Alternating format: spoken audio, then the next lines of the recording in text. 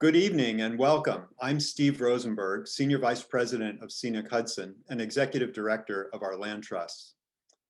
On behalf of Scenic Hudson, thank you for joining us at this, our third virtual community meeting to help create a vision for the future of what will become Hudson Cliffs State Park.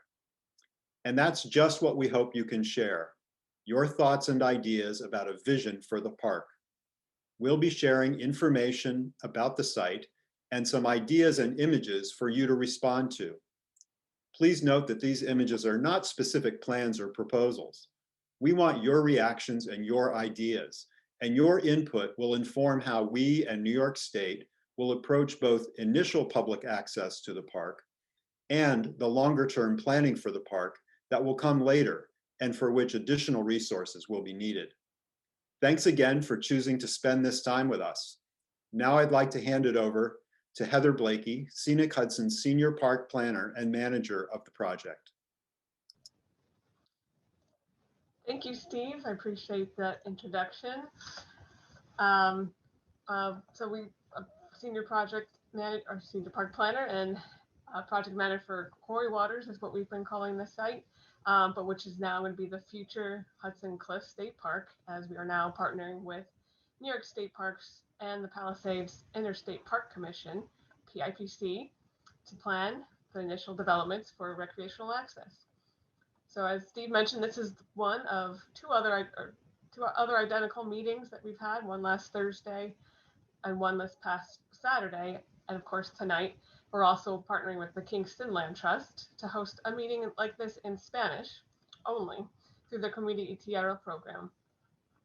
So community outreach opportunities like this one tonight are really important for developing a shared vision for the site, as Steve mentioned, sharing ideas and informing the design of what the park could look like and how it can serve the public, all while we're identifying feasible access routes to some of the site's most compelling features.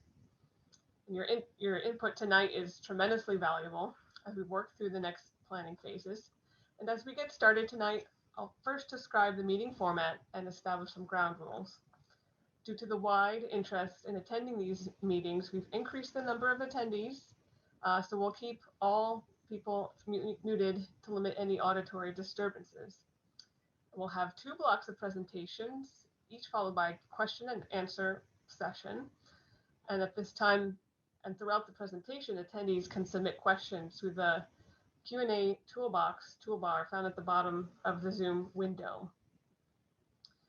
And during the Q&A sessions, panelists will then be directly addressing those questions that we've received. And first, to get everyone acquainted with the site and its key features, with our first presentation about the site's past and present. And following that, the second presentation will focus on the future of the park and show how the design team is integrating what we've learned about the site with what we've heard in previous outreach events to reveal how ideas for the park could take shape, as Steve said, over time. This is where we really want to hear from you and where your voice can really refine these visual ideas. It's possible we won't be able to have time to answer every single question, so please make sure you do submit them in the Q&A box, and we'll be sure to get back to you. And as we are able to provide additional FAQs on our community information page, HudsonCliffsParkinfo.org. That's HudsonCliffsParkinfo.org. And there you'll also find a link to our community survey.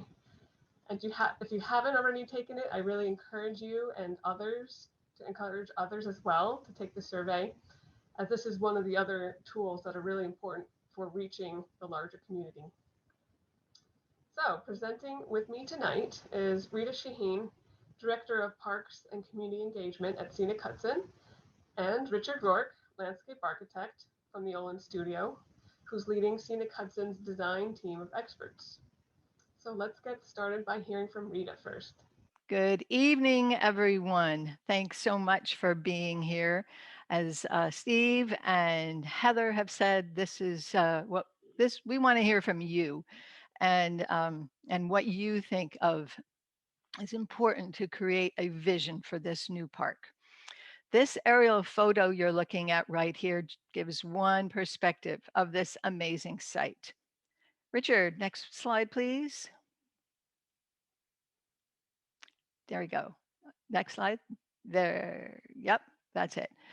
One thing we all love about the Hudson Valley, I think, and I think that you may too, is how our cities and towns are woven together by people, nature, and history. Scenic Hudson is committed to strengthening those connections and help build environmentally and economically sound communities that reflect the needs of all its people. Scenic Hudson has a long history of protecting the inspiring scenic beauty of the Hudson River and its landscapes. Since 1963, we've been protecting the Hudson Valley's outstanding visual and natural resources, starting with Storm King Mountain in the Hudson Highlands that you see in that photo. Next slide, please. We've also worked with communities to transform a number of former industrial sites into vibrant, ecologically restored riverfront parks. I'm going to give 4 examples, and you can see them on this slide going from left to right. In downtown Yonkers, the Sawmill River was buried beneath a parking lot, and it's now open as a main feature, main attraction of the park. In Irvington, there's a very active waterfront park on a former contaminated industrial site.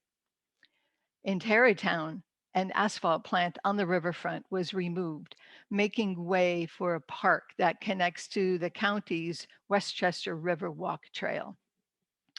And on Beacon's waterfront, we've replaced an oil and salt storage facility and junkyard with Long Dock Park.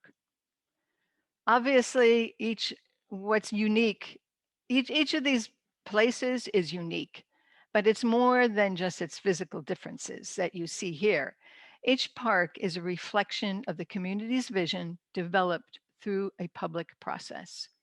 And this is exactly what we're all doing here together to create a vision for this new park. What these places have in common is that they were once off limits to the public, and now they're places where people can make their own relationship with nature and share what they love about it with others. Richard, next slide. Great. This future park site. Here's an aerial map showing, kind of putting the future park in perspective, the context of its surroundings. So let's talk about this land. Future Hudson Cliffs State Park. This place presents all of us with an incredible new opportunity for significant transformational change over time. We acquired the property outlined in the center of the map because of its outstanding potential to benefit residents of and visitors to the town of Ulster, the city of Kingston, and the entire Hudson Valley. It's a place like no other that I've seen, 520 acres with a mile of riverfront and so much more in between. So the broad vision is to create a scenic natural park that connects to the region's great recreational assets and the region's cultural, ecological, geological, and industrial heritage. Next slide.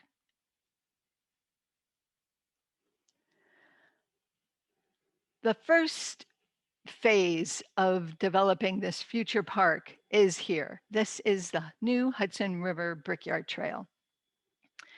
Scenic Hudson and the city of Kingston and the town of Ulster proudly collaborated to complete this 1.3-mile trail along the river. It is part of Governor Cuomo's 750-mile-long Empire State Trail and the Kingston Green Line. We congratulate the city of Kingston on completing this beautiful trail, which opened just about 2 months ago, already very popular. If you haven't been on the trail, I encourage you to check it out. This trail is managed by the city of Kingston. With any new trail, it's important to see how people are using it, to see what's working and what can be improved, and make adjustments to make the access and overall experience even better. So I know that there are some current concerns about the trail and access and maybe some of the signs, and we hear you, those are important. But tonight we want to use your time to talk about the future of the rest of the park. Okay, I think now it's time to hear from Richard. Olin's multidisciplinary team's in-depth exploration of this complex site and Olin's research lays the groundwork for envisioning the possibilities. Richard's going to tell us about the site's important past, what it looks like now, and he's going to share some very early ideas to spur your imagination for the future. Thank you, Richard. Thank you, Rita. It's our pleasure to work on this project and to share with you all that we've learned. This is really an amazing property and an amazing landscape. As Rita mentioned, the access issues are under development in collaboration with the state. When you look at the property here, you can see that the Hudson River Brickyard Trail, or the Kingston Green Line, is accessed via bike or on foot via Kingston Point Beach or from Johns Road. In the future, there's discussion about having vehicular access from Main Street or from Route 32, but those are really under discussion at this point. And we do understand the sensitivities to the site and to the access. And the thought currently is that parking would be internal to the park. When you get to the park, and for those who have been, it is really a landscape of landscapes. You can come to places where there's rewilding canyons. You can see unique habitats. You can see a lot of fascinating historic remains. And then there is all the shoreline along the Hudson River. And then there are these places on the trails where you can get up to a very high point and see the whole Hudson Valley landscape before you with these breathtaking vistas. So today we're going to show you, what we've learned about the past, what we've investigated in the present. We'll stop and have some questions, and then we'll move into some of those ideas about what the future could bring. So beginning with the past, there are many layers of history here. And it goes down to recognizing that this was first a land of indigenous peoples. Later, there was European settlement that came in. Sometimes there was coexistence and sometimes there was not. There was the British colonial period. There was originally the Dutch colony, and there was the founding of the Kingston Commons, which also incorporated part of this property. And at that time, this property was a shared landscape of resources. They used it for timber, they used it for grazing land, but it was a common property. And then later it was sold off, and it became part of the industrial works of the region, beginning first with natural cement, then brick and ice, later aggregate quarrying and modern cement. And now it's coming back to the community and becoming a resource for the local community as well as for the state as it transitions to a park. The First Peoples history, we've learned a little bit from representatives of, say, the Stockbridge Munsee tribe and the Lenape. But this landscape is really one that we invite and encourage to learn more about. The industrial period really carved away the first traces of how this landscape was seen, as you'll see throughout the presentation, how profound an effect it had on it. It's also an important landscape in terms of understanding Black history as well as immigrant labor history. This region was important in terms of the Underground Railroad, and sometimes that railroad was not only a route to escape slavery by land, but it was also through the Hudson River as well. And so when you look at the site and you stand and you look at the river, you can think about those stories of escaping slavery. Then in the industrial history, this became a center for jobs that would support families, and many slaves escaping the South and seeking new opportunities found work here, as well as immigrants coming from overseas. So understanding the site's history through those lenses really gives this broad spectrum of how much history happened here. The first industrial works began with natural cement, which was a material that was mined and processed here. And it was the first cement that would harden underwater. So it was essential to creating the New York lock system and dams, where you needed to harden material, but work with water. Later, they found that the cliffside was perfect for making bricks, and a lot of bricks were made here. It built so much of 19th century New York. During the winters, ice was carved here along the Hudson, and then later it became an aggregate and a cement quarry, which created these kind of dramatic canyons that you see in the landscape now. Here's some aerial photography where you see that landscape that was created out of that industrial history. It bears many scars. The section below ground is a profile that runs through the middle of the site and through Lost Lake, where you can see what the original landscape would have looked like at the time of the 19th century. So a lot was removed and taken and reshaped during this period. When you traverse the site, you encounter a lot of nature, and you encounter also a lot of structures, and structures that represent different periods of building on the site, from the cement to the mule barn and the Schultz chimney to the stone yard crusher. There are all these artifacts from those different time periods.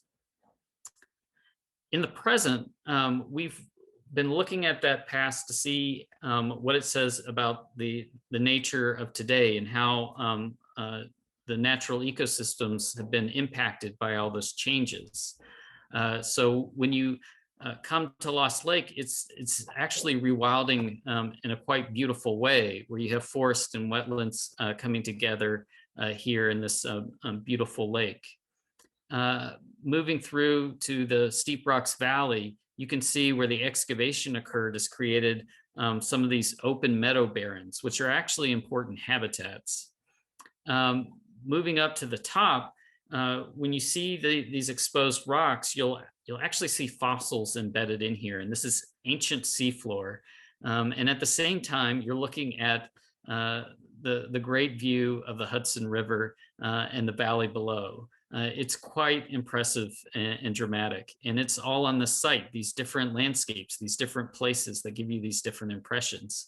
Coming down to the waterfront, say just off of the Brickyard Trail, you can come down to the barge docks, where you'll see these big open views of the river at the shoreline, or you can meander through the woodlands, and you're immediately encapsulated into the forest.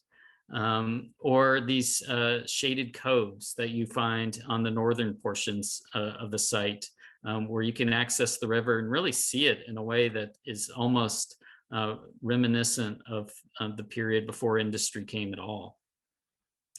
Our team is a wonderful team. We have ecologists from Hudsonia and eDesign Dynamics. We also have a structural engineer and marine engineer, McLaren.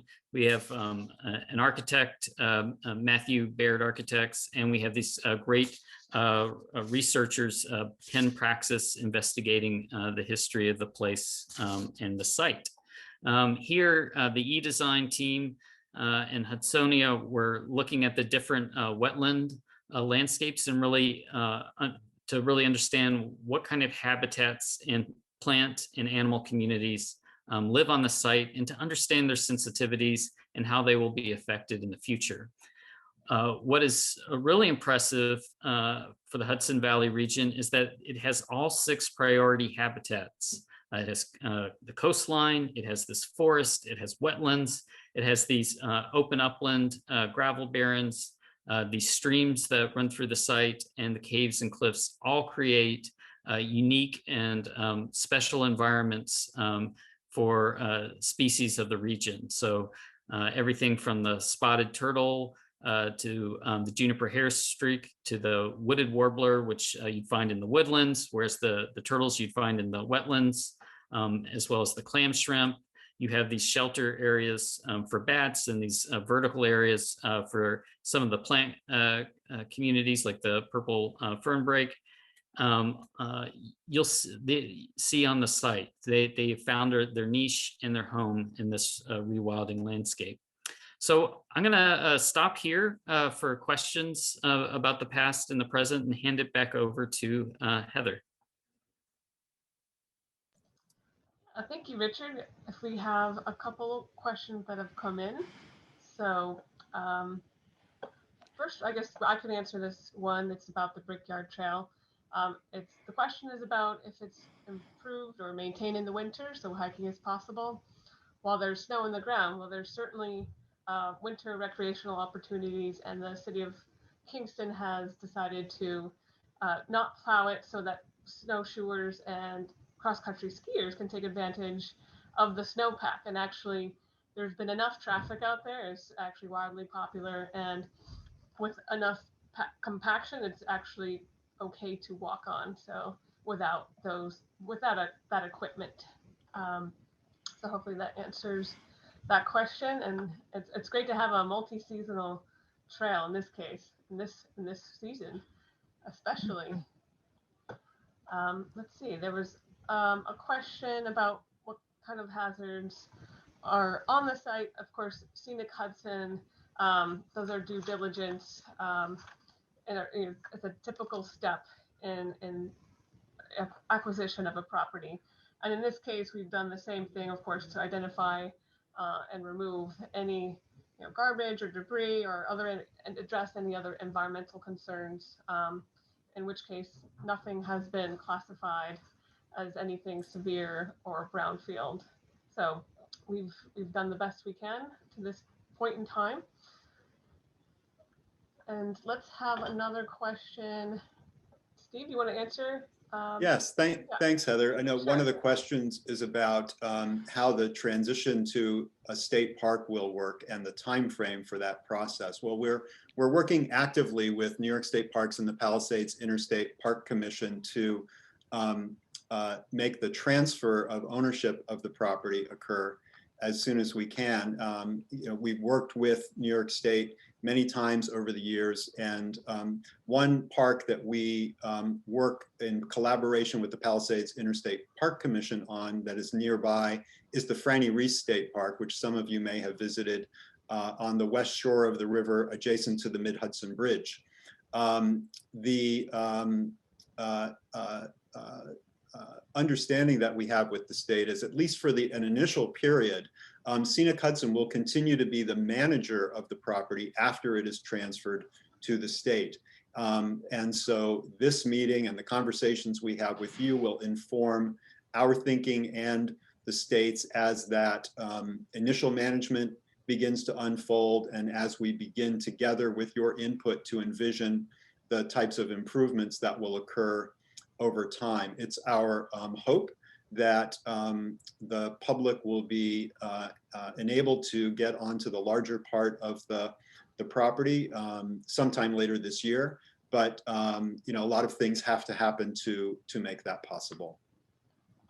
There was also a question about, and I think it's terrific. Someone asked a question and offered that he and his wife had proposed over 20 years ago the idea that this property might be converted into a public space, and that's great. And then you have some specific questions. I think we're going to hold off on answering the specific questions at the moment about the silos and other uses, because in the latter part of the presentation, Richard Rourke will share more about what our current thinking is and entertain additional comments at that time.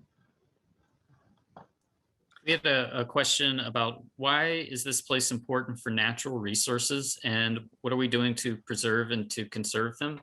And the very important first critical step is to really map and understand what you have. So identifying those 6 critical habitat regions that are on the site was an important part of the investigation and work. And so we've mapped that. The other thing is when we think about the future uses of the park, you think about which ones and what activities will have the appropriate, will be able to bear the appropriate human uses. So we definitely see this park as a place for recreation and enjoyment, and really thinking about where you can connect with nature and where you need to spare nature. That all goes into the planning and the design. Yes, exactly. And I would actually tag on to that. We've already done some restorative work on the property, which as recently as early as last December, just wrapping up some stabilization to help the site endure intense rainstorms or precipitation of events. And of course, that will be as off limits from public access so that that area can restore and come back to a healthier ecology, and the vegetation can be restored and really take off and stabilize that zone. So that is already an example of something we're actively doing to also protect our future recreational assets. I think we can take one more quick question. Rita, you want to take it? Yeah, Heather, a few people have been asking about the name of the future park being the Hudson Cliffs State Park. And Scenic Hudson had chosen a name that when we acquired the property, but now that it's going to become a state park, the name has changed to become the future Hudson Cliffs State Park. And I believe that it's to highlight one of the prominent natural features of the site, the cliffs, that are very visible from the Hudson River. We've noted your comments, and we're certainly going to bring that back to state parks. So thanks for that. Great. I think we're going to continue with Richard. I know there's some more questions about future ideas, so let's get into that. Okay, great. So talking about the future, first of all, we're going to show some renderings for the site. These are really to, build a conversation. They're concepts, and we certainly expect them to evolve and change over time. But it starts to build in from information and ideas that we've received from you. During this time of COVID, obviously engagement has been limited, but during the past year, we've actually had stakeholder interviews. We've talked to focus groups. We have had some Zoom engagements, and we've along the way had a survey, and that we encourage you to participate in the survey. As we go along, we've learned a lot about your interests from nature, ecology, and the Hudson River estuary is very important. This place as a place of recreation. Many people are interested in the culture and how the indigenous community perceives and use this landscape. People are interested in what the site tells us about our climate future, our sustainability and resilience. People are interested in making the site a part of their exercise routine. They want to know about the industrial history, the green economy, arts and culture, and see it as a place for the community and youth activities to take place, and research to learn about what does this unique and special environment say, given that it has all this ecological riches. So the places that we're going to take you around to are these key sites from the Hudson River to the interior of the park, to where the mule barn is, and Steep Rocks. These locations give you a sense of what the park has to offer. The first place we're stopping at is the Stone Yard. This structure here was where aggregate was taken and it was crushed to size for the cement and the aggregate industries.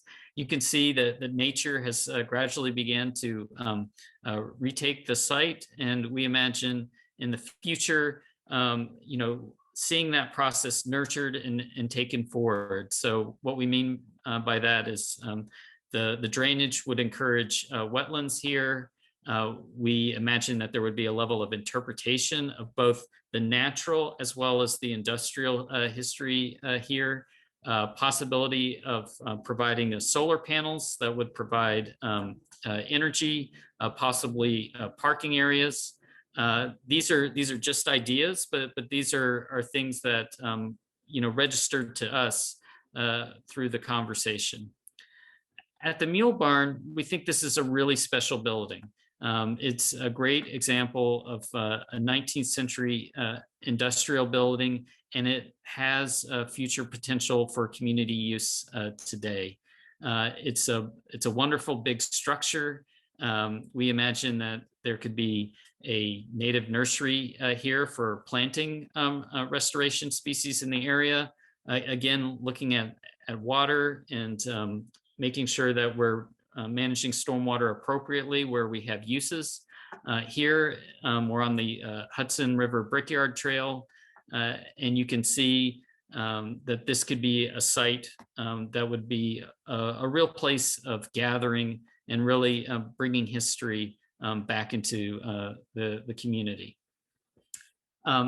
Moving into the center of the park, where a lot of the cement industry structures were, we've evaluated the site carefully, and there are elements that will be preserved here, and Scenic Hudson has a long track record of really, protecting history.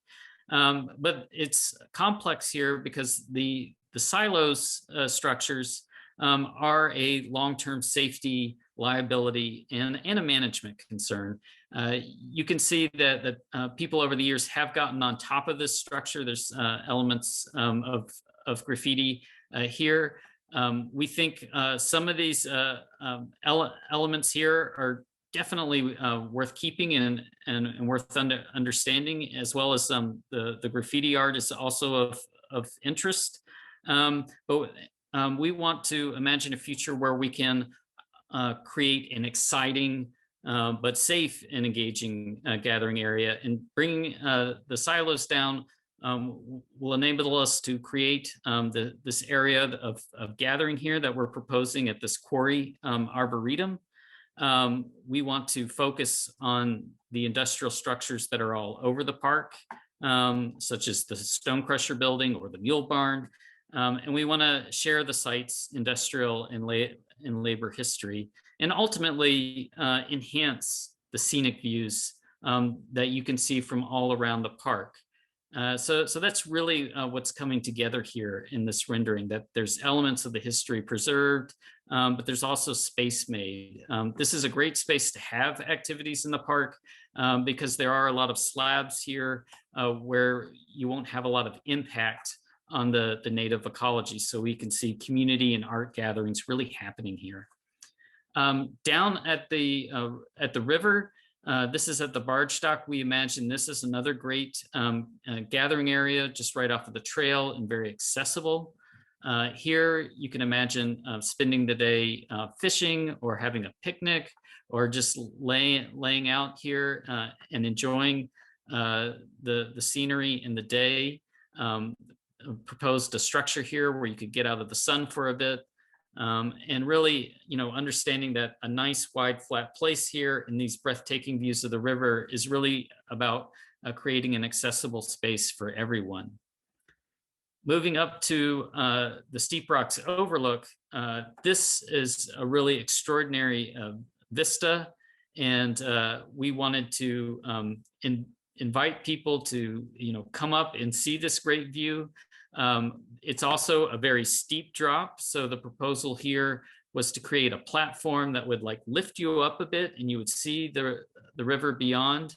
But it would also protect the site from too much foot traffic, and it would be a great place to imagine having school groups come and talk about that seafloor and see the fossils and see the big view in an area that would be contained enough that you would really be sparing the environment at the same time.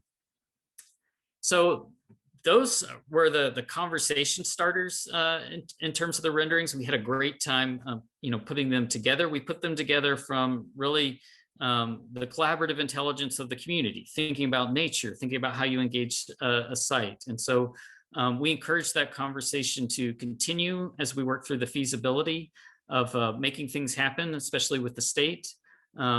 Invite you to the community survey, www.hudsoncliffsparkinfo.org. That will be where we update our vision plans and you can access information. And I'm going to hand this back over to Heather again, and we'll take some more questions. Thank you. Yeah, great. We'll have questions for the next 15 to 20 minutes. Certainly there's some questions about ideas for the park. Someone has asked if there's a vision for a design of public access points. Now Richard had showed a previous slide in the introduction of the park that showed a couple potential access points. The Hudson River Brickyard Trail is currently the first non-motorized access, so it's on the south, and that's access from Kingston Point Beach, and they have a shortcut foot trail, mulch trail up to North Street, which you can follow past the Hutton Brickyards and then into the actual new trail zone. Of course, the other foot trail and bike access is from East Kingston off of John Street. But we're thinking about potential access from First Avenue in Maine, which is right where the city and town of Ulster line is, or potentially even for long-term coming from Route 32. But that's still a work in progress at this time. And there's a lot of existing roadways or access routes throughout the site. So of course, utilizing what's already existing to minimize new impacts is certainly how we want to approach a trail system and development. Of course, we want to bring people as best we can to steep rocks and other key features in the site. So, while we have specific plan to share today, we're showing you the images of where these kind of destination sites can look like. And of course, tonight, we'd love to hear all your thoughts to help fine tune them. Heather, I'd like to answer a question. Someone had written, although I know you were trying to keep things natural, it would be interesting to leverage spots to offer local food truck or other, I lost it. To offer local food truck or other cafe type opportunities in some of these gathering areas. It ends up being a very nice spot for people to hike or bike and enjoy the scenery while enjoying a snack or a bite to eat. Totally agree. And I think that having that opportunity to bring in some local food, from some of the local vendors and creating a place, perhaps it's where that industrial complex is in that last image that Richard had shown, would be a great spot. So thank you for that suggestion. I'm going to jump in. There was a question about water access to the Hudson, and in particular, somebody asked about a kayak boathouse and whether something like that was possible. And these are exactly the sorts of ideas that we're interested in hearing from you. There are a number of potential access points to the Hudson on the property, and I think it's everyone's desire over time to try to create river access, both for boats, like for example, the Solaris electric boat that the Maritime Museum maintains, and others to be able to get up to the site, but also for people to be able to use the site to access the river. And that's going to require, you know, additional analysis and understanding of the conditions, and then understanding how people will get to and from it, what other sort of support infrastructure is required, what the costs will be, et cetera. But I think that's certainly the kind of thing that we're hearing from a lot of people, and that, you know, we ourselves have thought about. A kayak boathouse in particular, you know, over time, I think a lot of people could envision that kind of use there, but it's premature now to talk about, you know, exactly what and when. I think to that point, a question was asked about what kind of recreational activities aside from the Kingston Green Line Trail are you considering? And as Steve mentioned, while we don't have a firm timeline, we are thinking about other activities that can happen. And as Rita mentioned, accommodating gatherings, places where the community can come, having local food. There are definitely areas of the site that would do very well for those kind of activities, that would be low burden on the site, and would be, we think, harmonious with neighbors, such as at the cement terrace. We could see having gatherings there and having food trucks. It could be accommodated there. We see this as a landscape that would have many trails in the future to take you to these different landscapes that you can see. And also talked about the possibilities of supporting possible mountain biking in some areas. Thanks, Richard. There's you know, also a question about sort of who between New York State and Scenic Hudson makes the final decisions about these things. And it's a cooperative relationship. Once the property is owned by New York State as a state park, then of course New York State will have the final say on things. But we you know, have a strong collaborative working relationship that we hope would and expect will make that a fairly straightforward process. We are, you know, launching these information sessions and want to hear from the public now, because Scenic Hudson is just, you know, so eager to be able to respond to the community's interest in accessing the site as soon as it is possible, recognizing that it's still going to take a little bit of time. Right. There are some questions, a couple of them have come in about the potential for rock climbing here. And so thanks for your input on that. We're here to gather all ideas for possible recreational activities. And currently rock climbing is not allowed. And in order to consider that, there's a lot of factors that would have to be considered. You know, the balance of protecting the natural resources, other recreational uses, and then something like this. So we would need to explore the possibilities. Thanks. There's a couple questions there. Thanks, Rita. I have a little random question. The depth of the ponds is unknown, mostly because we know they're very deep and no one's actually measured it with certainty, though what we, you know, I think something could be done like bathymetry to understand the full depth.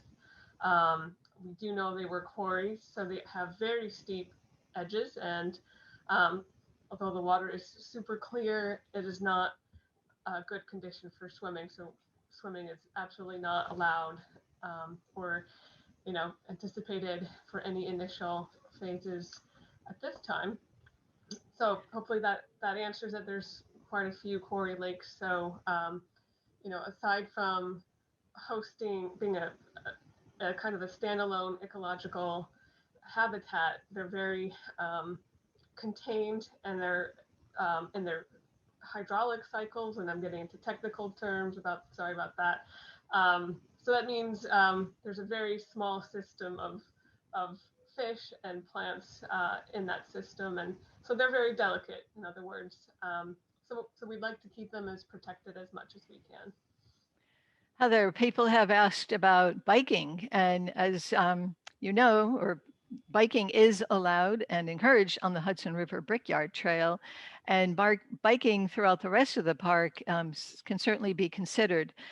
Scenic Hudson has a long history of partnering with the biking community, and they're great stewards. So it would be important that that again, it's balanced with the natural resources, protection of that, with other recreational activities that may be more passive. But I think also the biking opportunity itself would be good for introducing perhaps mountain biking on a family friendly level, and then maybe something more challenging. Again, things that we're going to be considering. Yeah, great. I did want to mention, and I'm not sure if I mentioned it before, but we're hoping to put a recording up of one of these community meetings that we've hosted at some time on our community information page. So if you feel like you've missed something, don't worry. The presentation will be on our community information page at some time, and we will send out an email to whoever's attended, so you can be sure to catch up. If you wanted to go back and look at something, at least from another presentation, if it wasn't this one. So also we will be sharing our slide deck at some point on the community information page as well. Heather, there was a question I can take about when New York State will take over the ownership of the property, and can't say specifically because it's hard to project, but it's possible it would be sometime this summer. I just want to say, as a general matter, a lot of the items that people are asking are sort of asking us, would you consider doing X, Y, or Z? And there, as far as we're concerned, we want to hear your ideas for what you think would make sense there, and then we're gonna take all of these into consideration and be thinking about them and looking at them in the context that Richard described about the site features, what it will be required to manage different types of uses, how will they relate to the ability of the property to restore itself from the scars over the years, how will it serve the local economy and people in the community, and then what will be involved from a cost and development perspective. So all of your ideas are good ideas, and we want to take all of them into consideration. Yeah, there's a good question that just came in about we're having our Spanish speaking community meeting tomorrow night that Heather, I believe, talked about or will mention again, and the person is asking if we would consider bilingual signage in our park, in this park. And the answer to that is we have been really moving forward on bilingual signs at a number of Scenic Hudson parks, and this would certainly be one of them.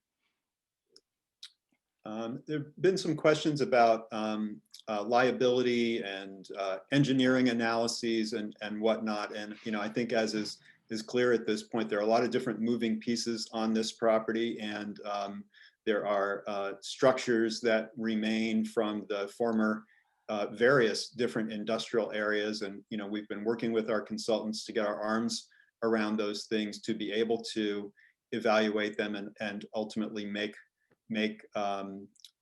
decisions.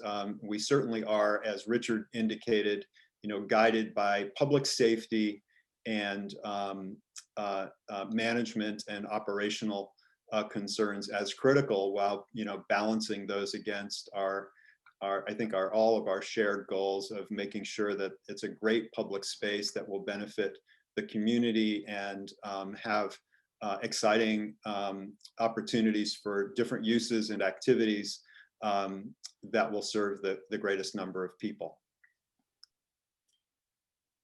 There's a question about traffic that the person asking the question says that they are all for the park, but First Avenue may not be able to accommodate the kind of traffic the park would generate. So these concerns about where traffic will come in from, whether it be 32 or First Avenue, those access and connection concerns over the future uses of the park you need to be studied and evaluated to understand their impacts. So we certainly want to understand your concerns and to really measure the impacts that we will have, as well as to help share this information with the state. The other question that was in this was a question about a combination of paved areas for people with mobility and access issues. And one of the things that we did in our study of trails, in addition to considering ecology, was really to also understand what had areas that had slopes that were appropriate for people who are hiking with assisting devices, be that a wheelchair or be that some sort of cane support. And that's another thing for thinking about the future is how can we provide spaces in the park that really you can bring anyone to and anyone can enjoy. So thank you for that comment.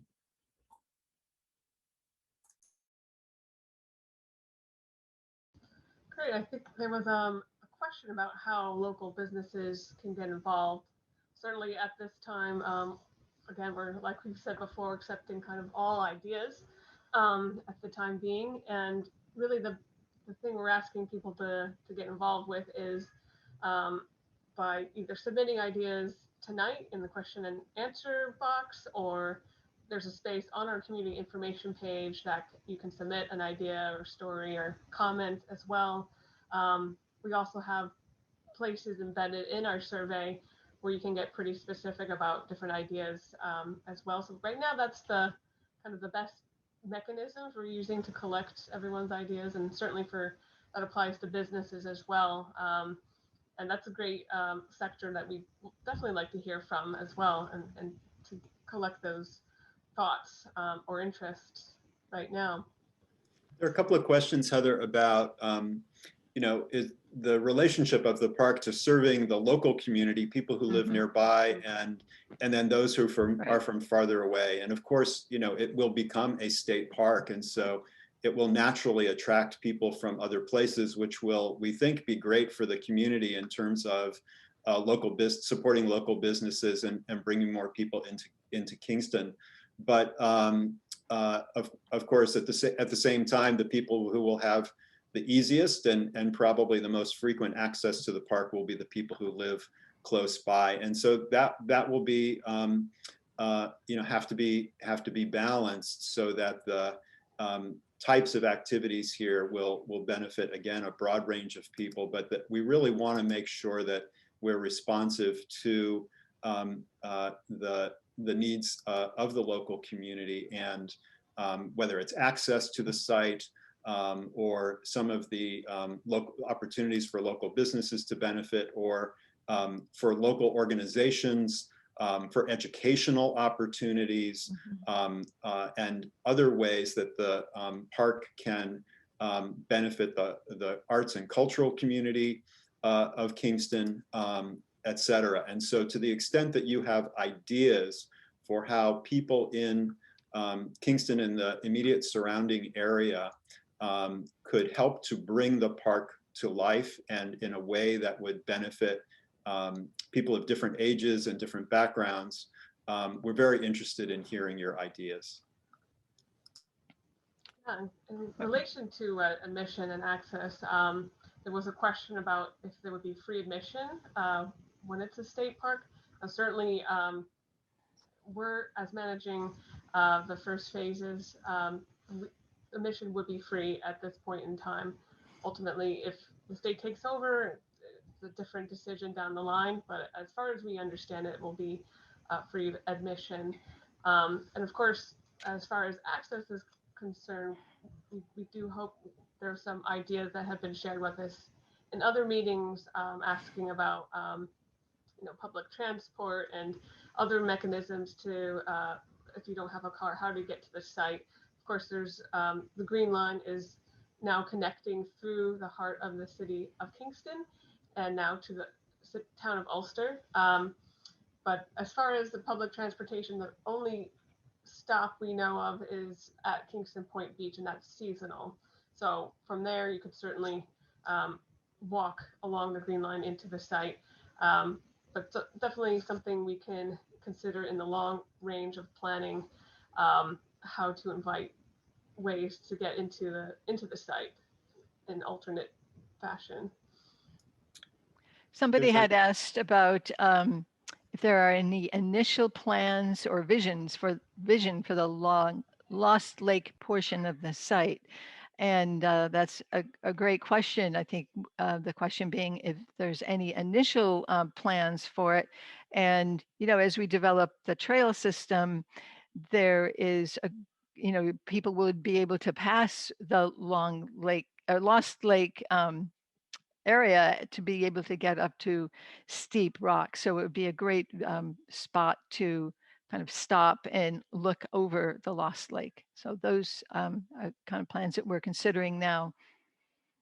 A couple of questions have come in. I can help to address. One is about how much control Scenic Hudson will have over the use of the park when it is owned by the state. And we will be responsible for the day-to-day management of the property. And I think if you've been to other Scenic Hudson parks and preserves, it would be similar in that respect. But of course, there'll be, they're very different sort of places and activities that might take place here, and we'll adjust our management accordingly. But it would all be done in based on an understanding that we would have together with New York State about how the property would be managed, and then the day-to-day management would be our responsibility.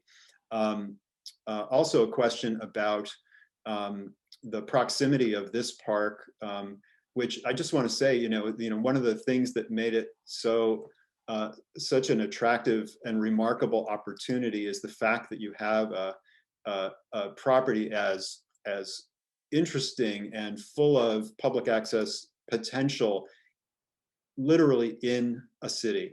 And so the proximity to the city and other resources and and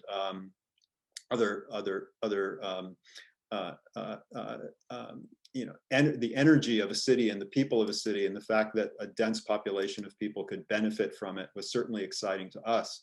There are other parks nearby. Someone mentioned Ulster Landing Park just to the north, and another Scenic Hudson property to the north. And our focus at the moment is on this place. It's so big and complex.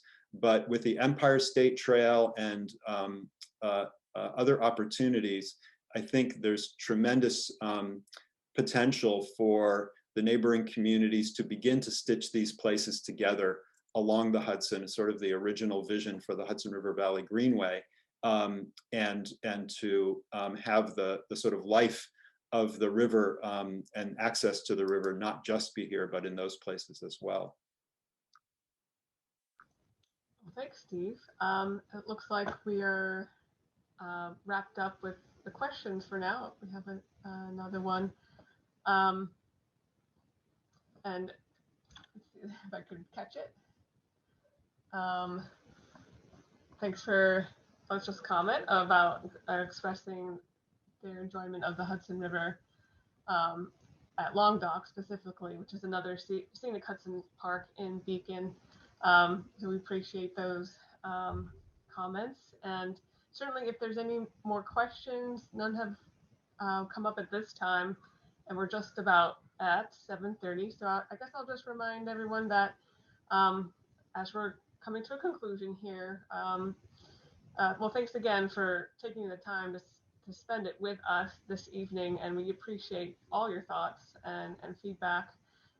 Certainly, if there's something that comes up in your mind after this, please do visit our community information page, HudsonCliffsParkinfo.org,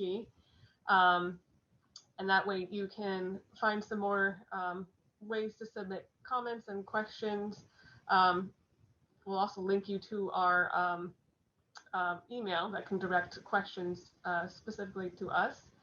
And again, take the survey if you haven't already. That's another really great tool that we've been working on to really enhance the detail that people can respond to and provide feedback on. So if you haven't taken it already, we're really excited. We have received over 900 responses so far, and we know there's many more people in the Kingston region and would love to catch everyone if we can. So please share that as much as possible. And again, thanks for spending your time tonight, and enjoy the rest of your evening. Thanks, everyone. Thank you. Good night. Thank you, everyone. Good night.